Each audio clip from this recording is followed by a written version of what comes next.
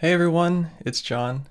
So, videos like this don't usually make it past the internal Frescobaldi music PR team, which consists of me, myself, and I.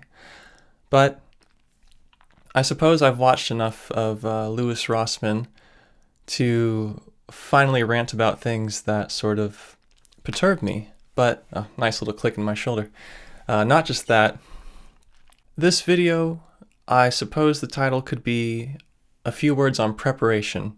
So for those who are maybe less familiar with me, I'm an electronic artist, I'm an independent artist, and it's a path that is not readily chosen for its ease, I can say that much. So when I talk about preparation, what do I mean? Well, it's sort of a specific thing, so thinking about backline.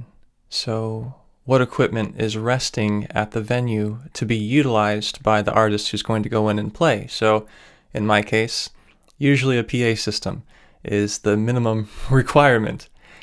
And I will say most times whenever I've gone out to play shows, now I've not been on any grand circuit as of yet, so it's mostly been like locally organized things or open mic nights.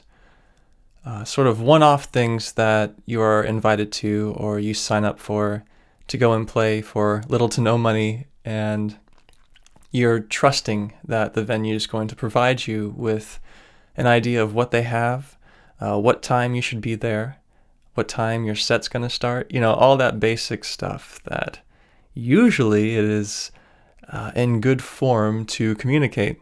And I'll kind of work my way backwards. So I was living in Michigan 2017, 2018-ish, and I made it back to Kentucky late 2018, and upon arriving back home, I had the great luck of being invited to play a show at a local venue. Trying to picture what it is in my head, but I'm not going to trash like all these Lexington venues and say their name because I still want to get along with people. But so I was billed to play this electronic show. There was another electronic artist who I would be opening up for. And so I'm like, yeah, let's do it. And I'm continually checking their website just for that particular night because it seemed that they had a calendar and they had all the acts that were going on. So, a day goes by, I check, we're not listed. 2 days go by, we're not listed. 4 days becomes 6 days, we're not listed. And so finally I contact the guy who extended me the offer to play the gig.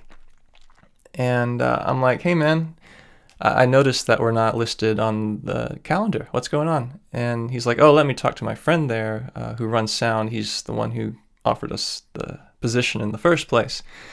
And about 24 hours go by and he's like, oh, we don't have it anymore because it's going to rain. Yeah, it's going to rain. So, thinking about these things now, it kind of gets the gears going. I've done my darndest to get facilitated on Mixcloud, so Mixcloud Live as a DJ, that's very appropriate for me. But what I mean is, like, as long as I have a decent computer DJ controller and like one of these, I'm okay. I can play on Mixcloud whenever I want. And hey, follow my Mixcloud because I'm playing DJ sets bi-weekly. So, we're faced with this pandemic and nobody can go outside and not have anxiety and not be afraid for themselves or their family. And I'm thinking about that time where a venue who had 2 stages canceled an electronic show that they had offered to me and a friend and canceled the show on behalf of the fact that it was going to rain. So it's just little things like that kind of eat at me. And there are other occurrences I can think of this, maybe I should have never been playing a country bar, but there was a New Year's Eve show that was extended, which never happened. I don't want to complain. I think that there is sort of like a story here, like a narrative of venues not being ready to host artists in a way that is considerate, and that's just following up with the things that they promise. And I was watching an interview with Grimes, which was hosted by Andrew Yang, and Yang talked about the perceived frivolity of artists in the United States. And I gotta say, Lexington, you've broken my heart a few times. There was another recent situation where I was offered a position to teach. And I mean, this was largely something of my own creation. I wrote up this cover letter and said, hey, I have these qualifications. I want to teach something that's not been taught before in this city. And they're like, okay, you got the gig. We just have to run a background check. And then I never heard back. So it's just like, okay, you have people who are qualified and who are ready to do their thing and do it well, but you can't make good on your promises. It's a little bit disappointing. So a word on preparation, a word from the wise to those who are coming up. And if we can turn the tide on this COVID thing, there are some things that up-and-coming artists need to know. First, if you're like myself, someone who depends very heavily on what the PA system is, if you're playing a smaller show, bring your own. It's too much of a risk to depend on the venue to have that for you, unless it's a venue that you've gone to and you've seen the PA in action, you don't suspect it's going anywhere, if it's like built into the venue. And I think it's also, I'm kind of getting off track, but open mics are great. If you can make friends at open mics, do that for sure. Some of my best experiences have been at Big Hair, which I think has been closed down, which was on Southland Drive. Very wonderful venue when it was up.